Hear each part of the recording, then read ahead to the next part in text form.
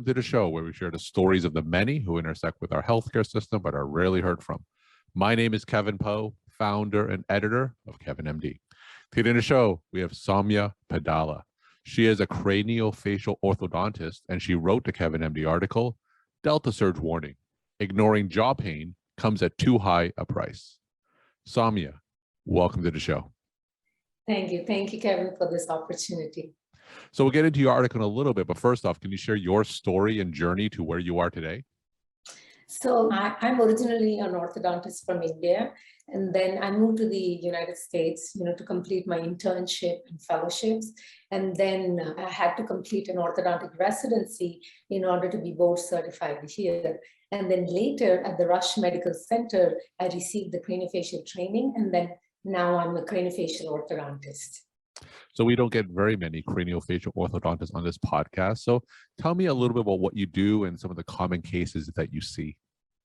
Craniofacial orthodontics is actually another additional layer of specialty over the orthodontic training that we receive during our residency. So actually, as a craniofacial orthodontist, we work with the surgeons in order to treat patients who are born with cleft and craniofacial deformities, and then also additionally assist the surgeon also with the oral rehabilitation of patients who have undergone severe trauma, major trauma. Or also in the gender affirmed clinic, we assist them when they're doing the facial gender procedures. So all of those procedures, we assist the surgeons in trying to establish the facial and the dentofacial structures. All right. So tell me some of the challenges that you face typically every day as a craniofacial orthodontist. I think the challenges are because it's not a routine orthodontic patient who comes in and just changing wires or aligners. These patients need more attention, and also developing a treatment plan for this patient requires me to speak to 10 other providers of this patient in order to develop a good comprehensive multidisciplinary plan. It's not just me making the decision. My treatment plan relies on all the other providers. Let's go ahead and talk about the KevinMD article that you wrote, and I'm interested in hearing about how COVID is affecting your field. So it's titled Delta Surge Warning, Ignoring Jaw Pain Comes at Too High a Price. Now, for those who didn't get a chance to read your article, can you just walk my audience through it and share the story of why you decided to write it? So the reason I was interested in writing this article is, as a craniofacial orthodontist, I'm housed inside Plastic Surgery Craniofacial Center, where there are many patients reporting to the clinic with facial pain or jaw pain. And then the surgeon makes the diagnosis, and if they need some sort of a splint, like an occlusal orthotic appliance, then they get referred to me. So the thing is, I've never been exposed to as many patients with TMD disorders that I am actually, seeing now in the clinic in our practice. And what I have noticed is the number of patients had increased by leaps and bounds who are reporting the clinic, our practice, with more facial pain and jaw pain. And the reason I think, and what I'm seeing, is because of the stress, because stress and anxiety, the levels of stress and anxiety has increased during COVID. That leads to all these parafunctional habits, which is causing the hyperactivity of these masticatory muscles, which indirectly is affecting the joint also. So there's a lot of issues, complexities developing because of these hyperactive muscles. So tell me what some of the treatment options are when a patient comes to you where you suspect of having a temporomandibular disorder because of stress. So when a patient comes in, it's very important to differentiate whether this problem is a muscle-related problem or is this really because of a damaged joint. So we have to find out what's the primary cause of pain. So once we delineate between, okay, this is a muscle, primary is a muscle issue, and then secondarily they have developed a temporomandibular joint issue, the management is different. Whereas if somebody comes in with a joint issue and then secondarily they have developed a muscle issue, because of protective muscle co-contractions and all of that, then the management is different. Usually if it's a more muscle-related issue, then an orthotic splint will work, or maybe sometimes they want to just for the muscle relaxation, these stabilization splints will work. Of course, there are other splints. If there is a disc issue where the joint disc has slipped, there are some splints that help with that. But mostly the patients who need these kind of stabilization splints are the ones with more muscle-related issues. And also the thing that we have to, the reason why diagnosis of these patients becomes more important, somebody may have pain in trapezius, but that pain is being referred to the jaw pain. So imagine I could do everything for the jaw pain. That's not going to take away their pain because the source of pain is here, not here. So that is where diagnosis becomes such an important key, and working as a part of a team in order to provide all these kind of different treatments. So if it's a muscle issue, or if it's something to do with trapezius, then we have to send them to physical therapy. Or sometimes there's some problem with the spine, so then a spine specialist has to take a look at them. Or sometimes there's neuralgia, occipital neuralgia, or other types of facial neuralgias which are causing this pain. Then a neurologist has to step in and manage them. The causes are numerous, and sometimes they're interlaced. So in order to manage them, it takes a team. Now, what are some of the diagnostic studies that you would do to separate a muscle cause from a joint cause? So that's a very good question, because I feel that many people are not doing these kind of diagnostic tests. And I had mentioned in my article where most of these patients are not diagnosed correctly. They're being underdiagnosed or actually not even being correctly diagnosed. So there's a lot of misdiagnosis. Sometimes as simple as giving a local anesthetic block. So like I said, an example of the patient who comes with a problem, the trapezius, but's having severe jaw pain and all the mastocytory muscles are hurting.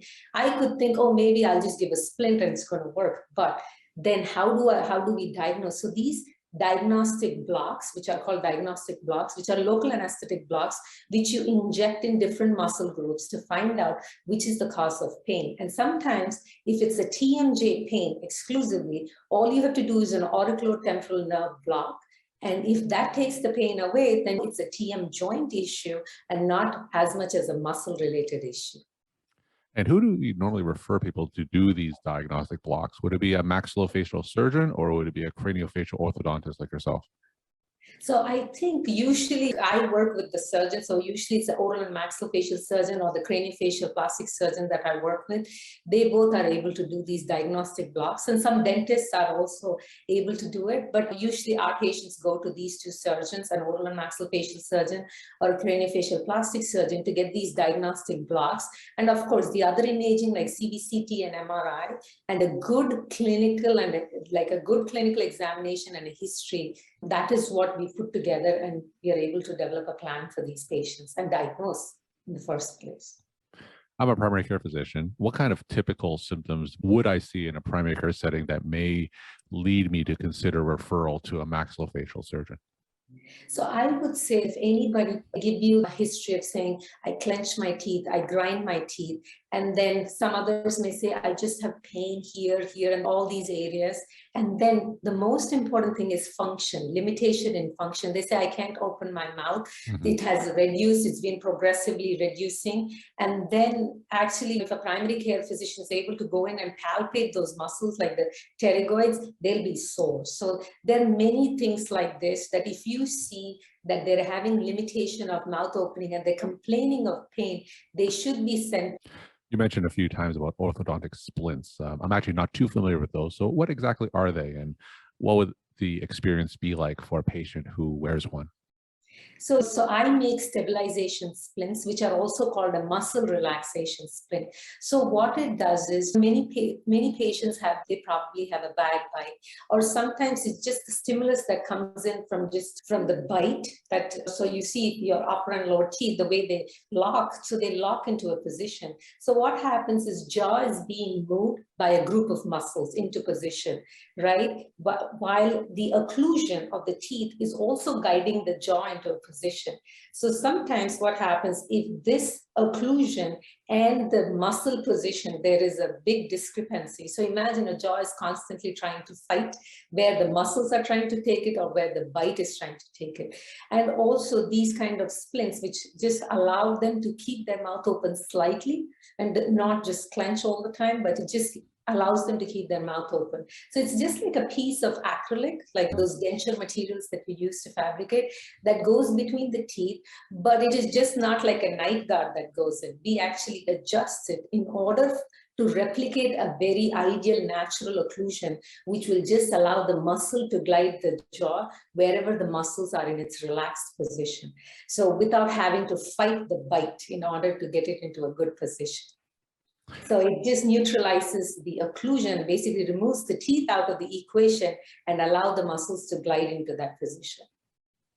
We're talking to Soumya Padala. She is a craniofacial orthodontist, and she wrote the KevinMD article, Delta Surge Warning, Ignoring Jaw Pain Comes at Too High a Price. Like I said, I am a primary care physician. What are some common symptoms that I should be looking out for? And do you have any tips and tricks that maybe I can apply in a primary care setting without sending patients to maxillofacial or to a craniofacial orthodontist like yourself? So I think the role of primary care physician in diagnosing these patients is key, and giving them appropriate referrals to know whether this patient should be sent to a neurologist first, or just send them to an orthodontist, or just send them to a team if it's more complex. So like I said, those tests. So there is a very good chapter in Jeffrey Oakson's textbook on temporomandibular disorders. And in the 11th chapter, he discusses very nicely about the symptoms and diagnosis of these patients. That's a chapter that I believe that every primary care physician should read, because these are simple examination tests that they don't have to actually be, that's something that you can just ask the patient to fill the questionnaire and just do. It will take 10 minutes to complete this exam, and then they'll be able to diagnose and give them appropriate referrals. And of course, a complete diagnosis will not be possible until all the tests are conducted, but at least you'll be able to gauge whether it's a muscular issue, or is it a joint issue, or there's something major else, something else more complex going on. So as simple as if you ask them to, there are many tests, due to the limitation of time, not able to review it, but that chapter comprehensively discusses it. But as simple as opening the mouth and closing. And then when they open and close, are they deviating? And then when they are opening and closing, is there clicking and popping?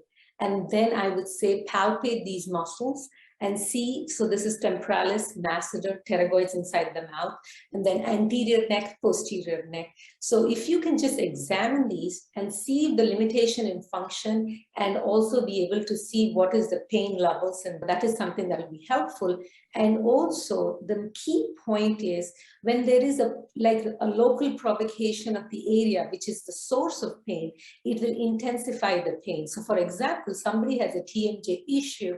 If I press in that area, pain will increase. But if it's not a TMJ issue, so it's just the whole face is hurting. So local provocation of the pain source will aggravate the pain, but a pain site will not. All this could be a pain site, but if this is the source of pain, if I press in that area, the pain will increase. So again, going back to the example that we had, the trapezius muscle causing pain, like pain all over the preauricular area. So if I press here, the pain is not going to intensify. But when I press on that trigger point on the trapezius, the pain will intensify. So these small clinical tips and tricks would help a primary care physician to diagnose these cases better, or at least in order to just diagnose and refer in time. And also the chapter that I said, Jeffrey Oakson's textbook on temporomandibular disorders, that book is filled with tips and tricks to diagnose these cases. And my final question, what's your take-home message that you want to leave with the KevinMD audience? These patients are going through a lot of pain, and nobody's able to, give them this effective analgesic effect that they want to get rid of these pain. So what I want is that there should be more interdisciplinary and multidisciplinary clinics. All the specialists come together and see these patients at the same time and give them a comprehensive diagnosis. There are people who go up to 43 or 53 providers trying to find an effective, remedy for this. And some are even thinking of, committing suicide. So it's like, you don't want these people's lives honestly being wasted around running from pillar to post trying to find an answer. All it needs is a team to come together and provide them the management and cure. Well, thank you so much for sharing your time and insight. And thanks again for being on the show.